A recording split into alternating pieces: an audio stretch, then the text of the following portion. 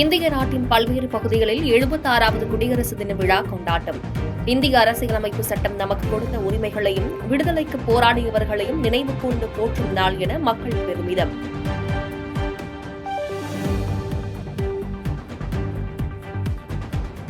எழுபத்தாறாவது குடியரசு தின கொண்டாட்டங்களுக்கு தயாரான தலைநகர் டெல்லி. கடமை பாதையில் தேசிய கொடியை ஏற்றுகிறார் குடியரசுத் தலைவர் திரௌபதி முர்மு.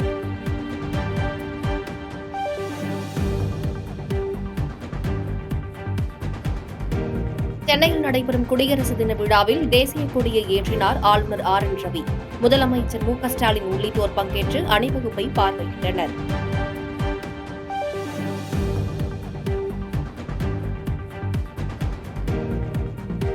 குடியரசு தினத்தை ஒட்டி மத்திய அரசின் பத்ம விருதுகள் அறிவிப்பு.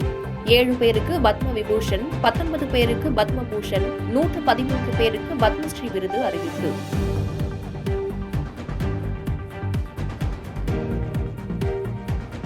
தமிழ்நாட்டை சேர்ந்த பிரபல தொழிலதிபர் நல்லி குப்புசாமிக்கு பத்மபூஷன் விருது. பிரபல நடிகையும் பரதநாட்டிய கலைஞருமான சோபனாவுக்கு பத்மபூஷன் விருது அறிவித்து கௌரவம்.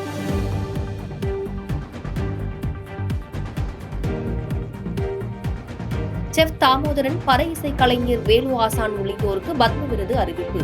கிரிக்கெட் வீரர் அஸ்வினுக்கும் பத்மஸ்ரீ விருது அறிவிப்பு. நடிகர் அஜித்குமாருக்கு கலைத்துறையில் பத்மபூஷன் விருது அறிவிப்பு. அரசியல் தலைவர்கள், சினிமா பிரபலங்கள் என பலரும் வாழ்த்து மழை.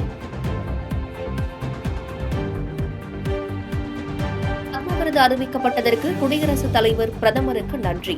பலரின் கூட்டு முயற்சி மற்றும் ஆதரவினால் விருது சாத்தியமாகி உள்ளதாக நடிகர் அஜித்குமார் நிகழ்ச்சி.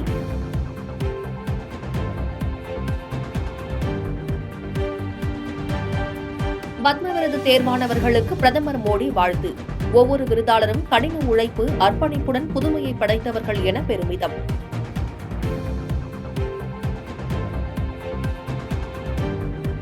மதுரை மாவட்டம் அரிட்டாப்பட்டிக்கு இன்று செல்கிறார் முதலமைச்சர் மு.க.ஸ்டாலின். டங்ஸ்டன் சுரங்கத்திற்கான ஏல அறிவிப்பு ரத்தான நிலையில் மக்களை சந்தித்து பேசுகிறார்.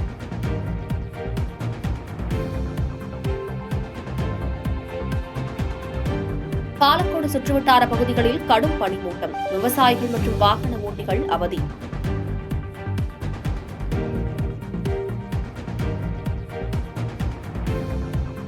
இரண்டாவது T20 கிரிக்கெட் போட்டியில் 2 விக்கெட் வித்தியாசத்தில் இங்கிலாந்தை வீழ்த்தியது இந்தியா. இந்திய அணி 19.2 ஓவர் முடிவில் 166 ரன்கள் அடித்து அசத்தல் வெற்றி.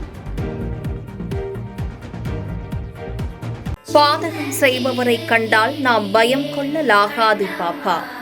மோதி மிதித்துவிடு பாப்பா, அவர் முகத்தில் உமிழ்ந்துவிடு பாப்பா.